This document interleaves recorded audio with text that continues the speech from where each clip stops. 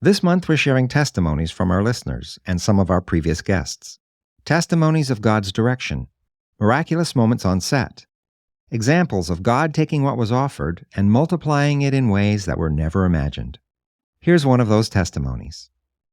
This is the Faith and Family Filmmakers Podcast, helping filmmakers who share a Christian worldview stay in touch, informed, and inspired. Quiet on set.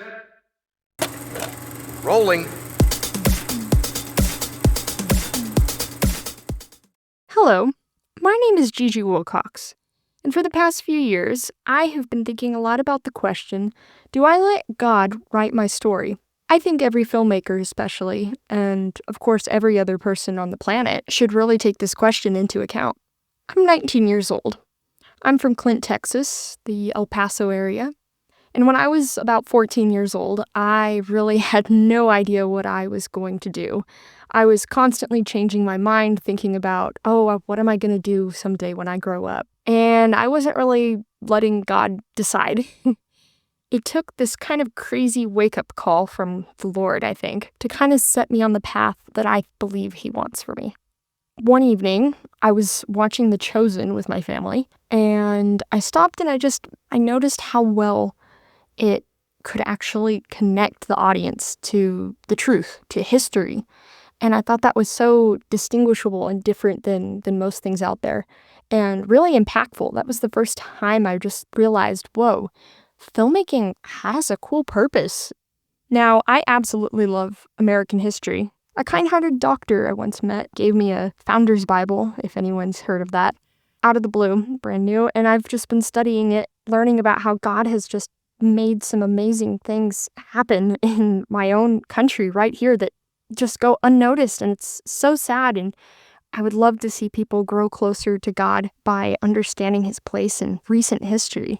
So I was watching that show and I noticed how well the history could be connected, and I thought to myself, wouldn't it be awesome if there was a show that was like that, but about American history and about the Founding Fathers, the whole founding era, and I started imagining it in my head. And I started planning, and I thought, it's going to be called Founders, and it will be my show someday. And I share this to be totally honest about how amazing God just speaks to everyone, because this really touched my heart, a totally pivotal event for me in my life. I pictured scenes of the Constitutional Convention. I could already picture the color grading. I could see it all. Either Jefferson or Washington standing amidst all of the delegates in the middle with like a concerned look on his face. And then I just held that assumption that someday, somehow, God would work wonders with that and bring me there, right? It was about a year and a half later, little messages from God about not planning things ahead, right? All in the course of like a few weeks started kind of touching my heart, and I was like, whoa. One of those moments being hearing Director Jenkins of The Chosen describing how The Chosen got started in the first place. It's not my job to feed the 5,000 just to provide the loaves and fish. And that just spoke to me for a moment, like, what does that mean to me? And it all made sense later on.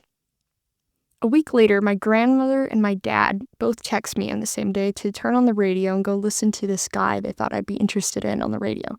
Turns out it was Director John Irwin.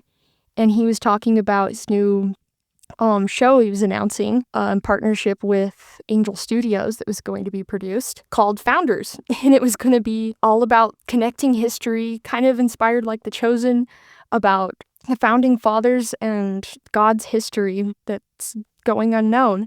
And I was like, whoa, that's amazing. And that's kind of crazy in the same sense. But I mean, I guess lots of people probably had that idea, maybe. And then I looked it up. I looked up this website, and the concept image was actually the same picture that I had from my head. Thomas Jefferson standing amidst the delegates with a concerned look on his face or something, and like the whole color grading of it all. I was like, whoa, that is freaky. Honestly, there was a moment I was kind of disappointed, right? Because I was in this state of mind that was thinking I knew what God's plan was going to be, right? We all get that sometimes. I didn't know what to do for a moment. And so I was telling my family about it. I'm like, what do you think of this? Was this like a weird coincidence, right? And they all gave me hints that maybe it's something you should keep thinking about or something. And so it took me finally sitting down and saying, what are you trying to tell me, God? And it finally clicked. It's not my job, right? To feed the 5,000.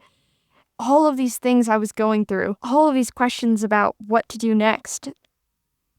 God sends the calls. He does the miracles. And we get to be instruments of that. And that's what's so amazing. Don't put all the pressure on myself. I was so happy then afterwards, getting to just be excited that that project was happening, right?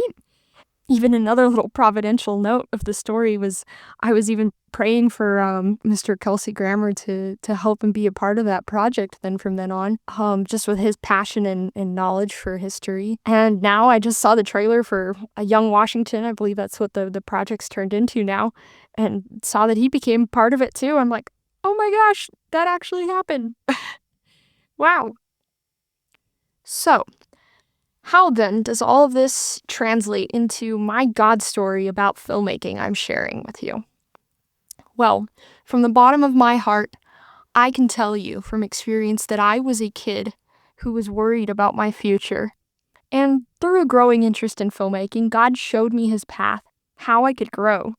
My God story is that God spoke to me about the art of storytelling, honestly, and that's why I'm doing this. So he taught me to start listening to his calls and not just listen to my own that I give myself.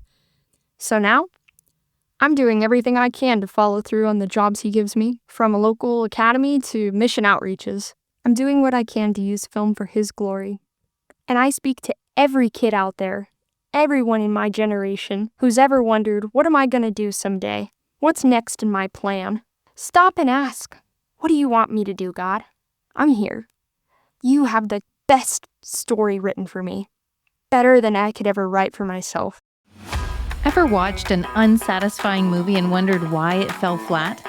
The premise was great. The acting was pretty good. But the story itself left you feeling just meh.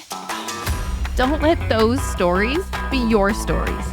In my new book titled In the Beginning, Middle, and End, a screenwriter's observations of life, character, and God, I venture into developing and writing deep characters and satisfying storylines. But not only do I explain writing techniques in an entertaining way, sharing scenes from my own screenplays, but I parallel storytelling to life itself. Discover how to be the hero in your own hero's journey, how to engage with your author, and how to recognize when he's guiding the plot points of your life. In the Beginning, Middle, and End, a screenwriter's observations of life, character, and God by Jacqueline Witt. Available now on Amazon. Link in the show notes. Thanks for listening to the Faith and Family Filmmakers Podcast. If you've been enjoying this podcast, take a moment to follow or subscribe on your favorite podcast player so you don't miss an episode. And if you'd like to support the production of this podcast, you can leave a tip at faffpodcast.com/support. Bringing filmmakers together for faith and family.